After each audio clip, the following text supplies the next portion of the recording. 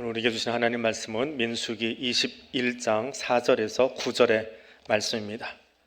구약성경 231쪽에 있습니다. 민수기 21장 4절에서 9절 말씀 제가 읽어드립니다. 백성이 호르산에서 출발하여 홍해 길을 따라 에돔 땅을 우회하려 하였다가 길로 말미암아 백성의 마음이 상하니라. 백성이 하나님과 모세를 향하여 원망하되 어찌하여 우리를 애굽에서 인도해 내어 이 광야에서 죽게 하는가. 이곳에는 먹을 것도 없고 물도 없도다. 우리 마음이 이 하찮은 음식을 싫어하노라 하며 여호와께서 불뱀들을 백성 중에 보내어 백성을 물게 하심으로 이스라엘 백성 중에 죽은 자가 많은지라. 백성이 모세에게 이르러 말하되 우리가 여호와와 당신을 향하여 원망함으로 범죄하였사오니 여호와께 기도하여 이 뱀들을 우리에게서 떠나게 하소서. 모세가 백성을 위하여 기도하매 여호와께서 모세에게 이르시되 모세가 노뱀을 만들어 장대 위에 다니 뱀에게 물린 자가 노뱀을 쳐다보면 모두 살더라. 아멘. 민수기 21장의 배경은 네게브라고 하는 광야에서 일어난 사건입니다. 이 21장 앞부분을 보면 1절에서 3절까지 말씀을 보면 이스라엘이 이곳에서 아랏 사람들을 만납니다. 이 아랏 사람들이 아다림 길로 해서 이스라엘을 치러 온다라고 하는 이야기를 듣습니다. 근데 이 아다림이라고 하는 곳은 어딘지 분명하지는 않습니다. 지금도 지명해서 이곳이다라고 찍어내질 못하는 광야 어느 한 곳의 이야기입니다. 근데 아랏 사람들이 온다라고 하는 것을 듣고 하나님 앞에 이스라엘 백성들이 외칩니다. 도와달라고 외칩니다. 그때 하나님이 이 아랏 사람들을 이스라엘 손에 넘겨주셨습니다. 이것이 3절까지 이야기이고 21장의 배경입니다. 이 이야기는 광야 생활 내내 죽음과 패배만 경험했던 이스라엘 사람들이 승리를 맛보았던 그런 장소입니다. 또 하나 이 21장의 이야기는 출애굽 17장에서 시작되었던 광야 생활이 이제 끝난다라고 하는, 쉽게 얘기하면 광야 학교의 훈련 과정을 수료하는 시점의 이야기가 오늘 이곳입니다. 또 하나 더 재미있는 건 민수기 14장에서 여호와의 명령을 어기고 나갔다가 패배한 장소가 호르마라고 하는 곳인데 오늘 21장에서 아랏을 이기고 그 성 이름을 호르마라 했더라. 그래서 호르마에서 시작해서 호르마로 끝나버린 이야기, 더 넓게는 광야 생활을 시작했다가 그 학교를, 광야 훈련 학교를 수료하는 이야기, 이 배경 안에서 사절이 진행되고 있습니다. 자, 광야 생활을 마무리하고 호르마에서 승리를 맛본 이스라엘 백성들, 그들이 불평하는 장면이 나옵니다. 학교를 수료한다, 졸업식을 한다 하면 지금까지 배웠던 것에 대미를 장식하는 부분이 있기에 뭔가 이벤트도 있고 잘 지나왔습니다라는 감사도 있고 해야 되는데, 광야 학교를 끝내기가 무섭게 그 백성의 입에서 나온 것이 불평이더라 라고 하는 거지요. 유쾌하지 않은 이야기가 이 배경 안에서 4절 이후에 등장하고 있습니다. 그럼 무엇 때문에 이스라엘 백성들은 이 광야를 지나고 이 마지막 과정에서 수료증 받는 이 입장에 불평이 나왔느냐라고 하는 거지요. 크게는 두 가지입니다. 하나는 지금 이스라엘에서는 이 네겝 광야에서 가나안을 들어가는 도로가 하나 있어요. 지금도 있습니다. 성지순례 가면 여기를 대부분 사람들 꼭 갔다 옵니다. 요르단에 있는 페트라 들어가는 길입니다. 왕의 대로라고 불리는 길인데 이 마차도 다닐 수 있는 이 길을 못 들어갑니다. 그래서 멀리 우회해야 되는 그것 때문에, 불편해진 것 때문에 불평합니다. 또 하나는 음식에 관한 이야기입니다. 음식 때문에 불평을 합니다. 자, 이 이야기를 오늘 우리가 함께 묵상해 보려고 합니다. 불평은 언제 나오느냐? 하나님께서 주신 은혜가 익숙해질 때, 그때 우리는 불평하기 시작합니다. 광야 38년의 시간, 이스라엘에게 어떤 시간이었습니까? 자기들의 힘으로 지나온 시간이 아닙니다. 일교차도 심하고 우기와 건기도 지나가야 되고 사망의 들짐승과 독충으로부터 안전하게 살아남아야 했습니다. 장막을 치고 걷는 것은 그들의 몫이었지만 그들의 그 일교차 심한 날씨 가운데 더위와 추위 가운데 그들을 지켜준 것은 하나님의 구름 기둥과 불 기둥이었습니다. 그렇게 지난 것이 38년입니다. 그런데 이렇게 38년을 지나고 나니까 일어나는 현상이 하나 있습니다. 주신 것에 대한 감사를 잃어버리는 겁니다. 우리가 잘 아는 예화 중에 이런 이야기가 하나 있지요. 어느 집에 어머니가 아이들에게 과일을 깎아주면서 아이들에게는 과육 부분을 주고 어머니는 고갱이를 드셨다고 그래요. 전라도 방언으로 깡치라고 부르는데 사전을 찾아보니까 표준어는 고갱이라고 써 있더라고요. 그 씨앗 부분. 근데 이 어머니가 어느 아이를 데리고 이웃집에 잠깐 놀러 갔습니다. 그랬더니 이웃집 아주머니가 과육을 잘라서 손님들에게 나눠주고 그 고갱이를 당신이 드시려고 가져가는 거예요. 아이가 뭐라고 그랬어요? 그 우리 엄마 건데 왜 아줌마가 먹냐고.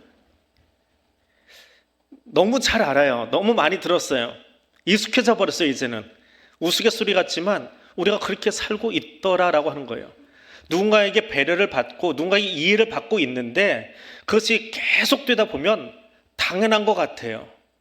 어느 날 이해받지 못하고 배려받지 못하면 서운해지고 삐지고 토라져 버리는 우리의 모습들, 이것이 광야 38년을 지난 이스라엘 백성의 모습이고 우리의 모습이고 죄인의 속성입니다. 은혜가 계속될 때, 은혜가 익숙해질 때 우리는 더 이상 은혜를 은혜라고 말하지 않습니다. 광야로 구름 기둥과 불 기둥 아래서 걸어온 것은 당연하게 여깁니다. 38년을 그렇게 살았으니까. 구름은 늘 저기 있는 거고 밤이 되면 불 기둥이 저기 늘 있는 거예요. 구름 기둥과 불 기둥이 없는 광야를 생각해 본 적이 없습니다. 그것도 지금 여기 네겝 광야에 있는 사람은 둘만 빼놓고 다 광야에서 태어난 사람들이에요. 그러니 태어날 때부터 아침이면 구름 기둥이 있고 밤이면 불 기둥이 있는 거예요. 이건 당연한 거예요. 아버지 세대처럼 광야 들어온 이후에 생겨난 것이 아니라 당연히 거기 있었어요. 우리 아이들이 하는 얘기 있죠. 밥 없으면 어떻게 해요? 네, 밥 없으면 라면 먹어요. 우리 아이들은 밥 없는 사회를 생각해 본 적이 없거든요. 그 아이들 나무랄 수 없습니다. 가르친다고 아이들이 이게 들어가질 않아요. 우리 자녀 세대는 혼분식도 안 해본 세대지요. 보리밥 싸가서 쌀밥 싸온 아이와 섞어가지고 그 선생님께 검사 맡아야 됐던 우리 세대, 아재 세대, 아저씨 세대, 할아버지 세대는 아이들을 보고 이상하다라고 말할지 모르겠지만 이 아이들에게는 당연한 거예요. 그걸 뭐라고 할 수 없어요. 해서도 안 되는 거고요. 그 아이들은 뭘 생각해요? 누구는 호캉스 가는데 우리 아빠는 주변 머리 없어서 호캉스도 못 가고 있어요. 늘 회사하고 집만 왔다 갔다 하고 있어요. 누구는 더 멋진 차 타는데 우리 아빠는 작은 차만 타고 다녀요. 좋은 길 놔두고 왕의 대로 있는데 왜 그 애돔을 관통하지 못하고 통행세라도 내고 가지 돌려가느냐고요. 왜 돌아가야 되느냐고요. 불편한 것만 눈에 들어옵니다. 은혜 중에 태어나서 은혜 가운데 살다 보니 은혜가 은혜인 줄 알지 못하고 있는 거예요. 주신 은혜는 생각하지 않고 있는 겁니다. 불편한 것만 들어오는 거예요. 은혜 중에 태어났던 출애굽 세대에게 지금 이 현상, 지금 우리가 앉아있는 이 모습은 당연한 거지 은혜라고 말하지 않습니다. 대신 내 욕망이 채워지지 않아서, 내 말이 들어지지 않아서 불편하고 그래서 불평하게 되는 겁니다. 은혜가 익숙해질 때 우리의 신앙의 자리를 돌아볼 수 있기를 원합니다. 은혜가 당연하게 여겨질 때 내 입에 파수꾼 세울 수 있기를 원합니다. 두 번째로 하나님께서 주신 은혜가 하찮게 여겨질 때가 있습니다. 걸어가야 할 그 길이, 에돔 지경을 우회해야 되는 그 길이 힘들게 느껴집니다. 왕의 대로로 지나가면 지금도 버스 타고 지나갈 수 있을 만큼 탄탄한 도로인데 그 길로 좀 지나가면 되는데 왜 돌아가야 됩니까? 근데 조금만 더 뒤로 물러나서 한 걸음만 뒤로 물러나서 다시 그 사실을 들여다보면 38년 걸어왔던 광야길에 비하면 이거 며칠만 더 걸어가면 되잖아요. 38년에 비하면 이건 며칠밖에 안 걸리는 길이에요. 그리고 지난 38년 동안 구름기둥, 불기둥으로 인도하셨다면 이 길은 하나님 앞에는, 아니 우리에게도 어쩌면 식은 죽 먹기일 수 있습니다. 38년 책임지셨으면 우회하는 이 길도 하나님 분명히 책임지실 거라고요. 그런데 구름기둥, 불기둥 보고 응애하고 태어났던 아이들이다 보니까 이건 당연한 거고요. 조금 더 걸어야 되는 그 길이 발바닥 아파서 싫은 거예요. 그러니까 그 불편한 마음이 다른 곳으로 가는 겁니다. 심리학에서 그걸 투영이라고 그래요. 진짜 화를 내야 될 사람에게 화내지 못하고 엉뚱한 것에다가 화풀이를 해버리는 거예요. 진짜 이 원망을 듣고 있는 분은 따로 있는데 여기다가 화평을 하는 겁니다. 하나님께서 주신 그 음식에 불평이 쏟아진 겁니다. 근데 성경을 보면 이 음식에 관한 이야기가 참 많이 나와요. 의외로 많이 나옵니다. 그리고 그 음식에 관련된 이야기들을 모아놓고 보면 유독 그 음식 때문에 시험에 자주 들어요. 하나님은 그거 가지고 뭐라고 하지 않았는데 그 음식에 자꾸 시험에 들고 엉뚱한 길로 빠져나가는 것을 보게 됩니다. 제일 처음 나왔던 음식은 뭡니까? 에덴 동산의 선악과 때문에. 그 다음 이야기를 들어가 보니까 에서가 장자권을 가볍게 여겨서 팥죽 한 그릇에 팔아버린 이야기. 또 그 뒤로 넘어가 보니까 그 앞으로 가는 거죠. 인류 최초로 인사불성되도록 술에 취해버렸던 노아의 이야기. 광야에 와서는 어땠습니까? 반찬 투정하다가 집단으로 땅속으로 삼켜버림을 당했던 그 안타까운 이야기. 오늘 여기서는 21장에서는 뭔가 지금 음식을 하나 놓고 여기는 이름이 등장하지 않아요. 그런데 미루어 보되 이건 만나임에 분명합니다. 만나 놓고 투정 부리고 있습니다. 그런데 지금 광야 학교를 수료하는 시간이잖아요. 38년 전에, 한 세대 전에 처음 만나가 이 땅에 주어졌을 때 그 아버지 세대는 뭐라고 그랬어요? 꿀맛 같더라. 이게 뭐야? 마누아라고 불렀던 그 음식입니다. 생각해 보세요. 38년 동안 이스라엘 백성들이 애굽에서 38년째 도시락 싸들고 나온 것도 아니고 광야에서 농사 지은 것도 아니고 38년 동안 그것만 먹고 지났어요. 물리지 않게 먹고 잘 지나왔습니다. 그거 먹고 광야를 버텨낼 수 있었어요. 얼마나 좋은 영양식이었을까요?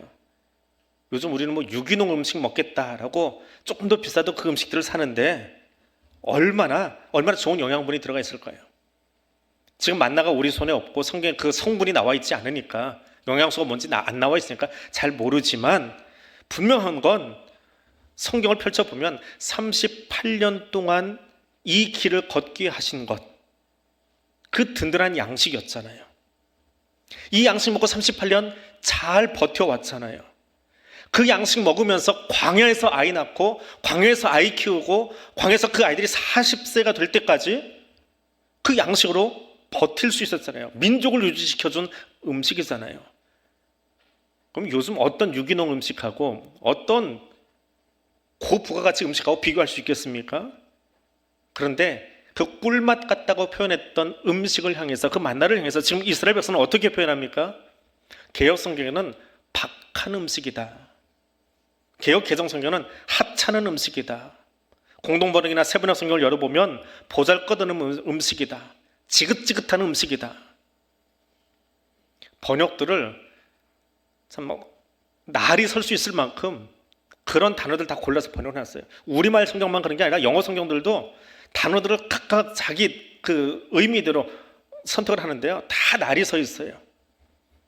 에돔길을 피해갈 수는 없고, 그래서 나온 불평이 하나님의 주신 은혜의 선물을 향해서, 그 꿀맛 같았던 그것을 향해서 가볍고 가치 없고 만족스럽지 못하다라는 뜻으로 표현합니다. 히브리어로 켈로그가 아니고요, 켈로겔입니다. 좀 기억하시라고 그냥 상품 하나 얘기한 거예요. 켈로그는 뭔지 아시죠? 발음이 비슷해요. 켈로겔이에요. 그게 가치 없다라고 하는 거예요. 조금만 발음 바꿔버리면 가치 없는 뭐가 돼요? 그 제품이. 켈로겔, 가치 없다, 하찮다. 왜 이게 가치가 없을까요? 왜 하나님 주신 만나가 가치가 없을까요? 내가 원하는 것이 아니기 때문에 그래요. 그래서 은혜라고 말하지 않습니다. 은혜는 당연해졌고 나는 다른 것을 원하고 추구하기 때문에 감사가 아니라 불평이 나오는 겁니다. 내가 원하는 길은 에돔에 있는 왕의 대로인데 그것으로 편하게 가나안에 들어가는 것인데 에돔 사람들이 우리를 배려하지 않아서 못 지나가게 합니다. 근데 이것도 잘못 표현하면 에돔 탓하는 게 돼요. 그들이 못 지나가게 했으니까. 근데 하나님의 관점에서 보면 광야 학교를 마치면서 마지막 수련 과정이에요. 수료증 주기 전에 마지막까지 순종 잘하나 보자. 이 편한 길 말고 조금만 돌아가 볼래? 라고 하나님이 길을 돌리신 거잖아요. 근데 거기에 통과하지 못합니다. 불평이 나옵니다.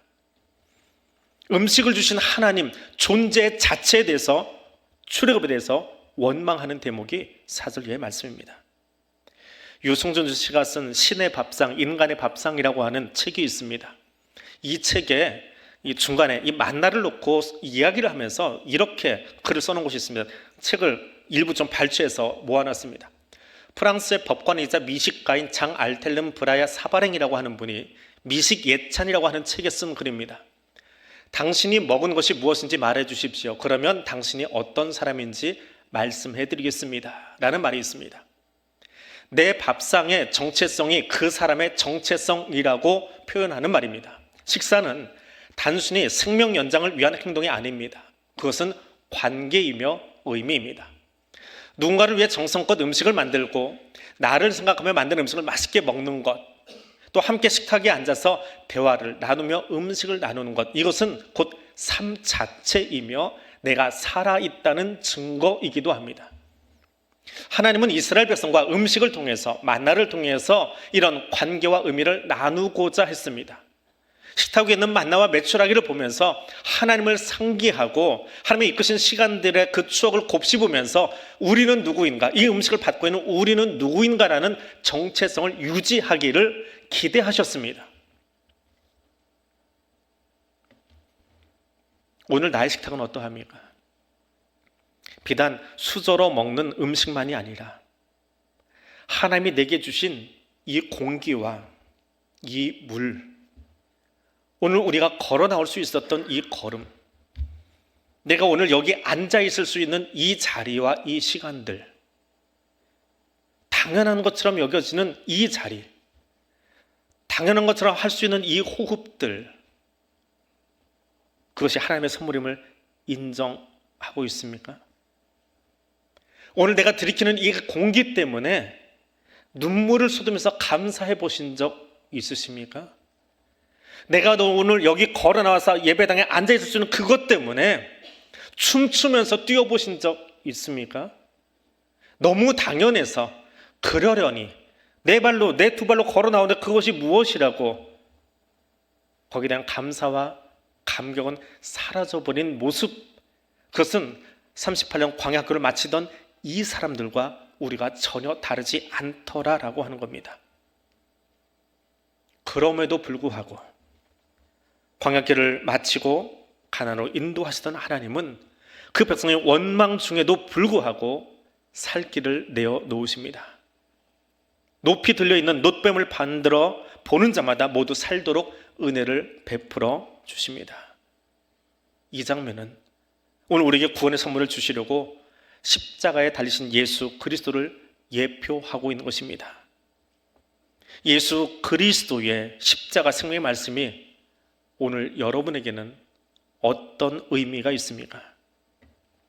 십자가 앞에 서 있는 사람들이 예수를 원망하고 비방하고 지금도 세상 사람들이 교회를 향하여 숱한 비난의 화살을 던지고 있음에도 불구하고 오늘 나는 구원을 베푸신 그 예수의 대속의 길, 그 복음을 어떤 의미로 가슴에 받아들고 있습니까?